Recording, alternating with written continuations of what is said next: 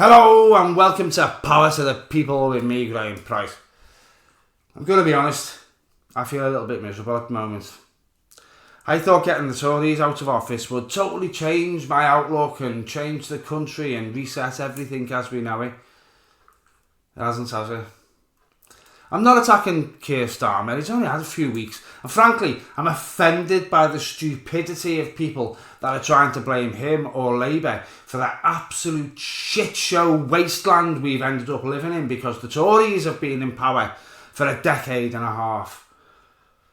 I just want to throw out a few of my thoughts about the UK and the state of its people at the moment. I never expected Labour or anyone else to be able to turn around the sheer levels of disinformation, dishonesty and misinformation that our country has sunk further and further into since the invention of social media, no matter who won the election. Well, I did expect to be a little bit happier this time a few weeks after it. This might be my most honest opinion yet. I'll share it with you right after this. I was just looking at my channel analytics and I noticed that 53% of people who watch my videos weren't subscribed. The pain. Come on, just have a quick check that you've subbed, liked and rang the bell. Make a skinny old scouser a little bit happier today. I wanted to be a serious political commentator. I now realise that that's not going to happen. I'm just not smart enough to do that. Then I thought I'd be a political satirist, but satirists genuinely aren't personally bothered by the things that they're lampooning, are they? I think I'd have a cheek to call myself a comedian, and I never wanted to just make videos for fun. There is actually something I'm trying to say. But my God, I never expected the country to be so radicalised, ignorant, divided, dim-witted and easily fooled. Maybe there is nothing as important now that Labour could focus on as education. The levels of stupidity that we're seeing in this country, not just in the general public, but in some of our most famous media personalities, it's just appalling. It's disgusting. There seems to be a large body of people out there that are being listened to by millions of people that are either deliberately telling lies or just don't have a clue what they're talking about. I'm trying to concentrate on the positives and, we've got each other, haven't we?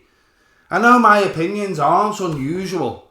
I know that there are millions like me. Obviously there are, or we wouldn't have just voted over 500 centrist to left MPs into office, would we?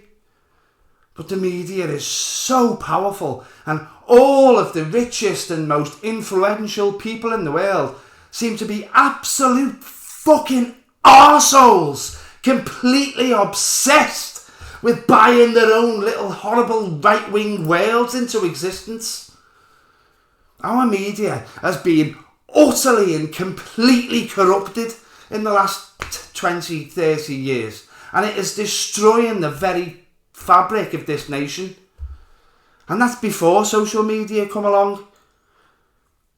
I knew when the Tories were in office that we were facing an immense problem of stupidity, racism, genuinely unwitting fascism and ignorance. But I never considered that some of the people with the largest audiences and the loudest gobs weren't just going to disappear once we got rid of the damn Tories.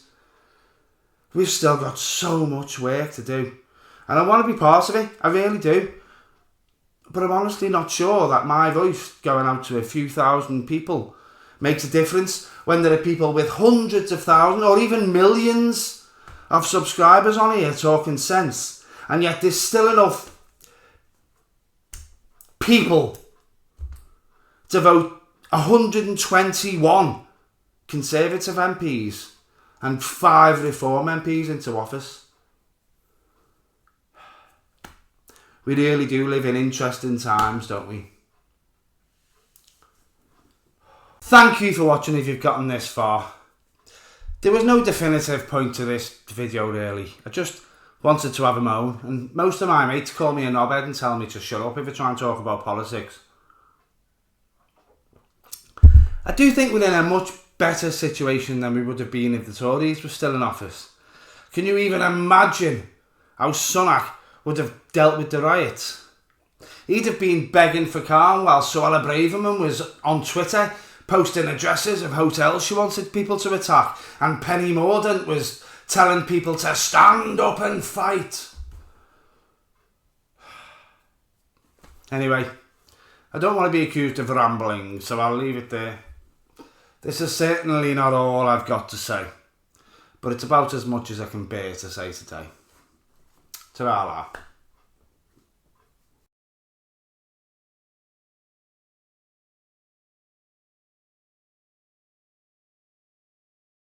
What's your opinion on Elon Musk, Anne? You are?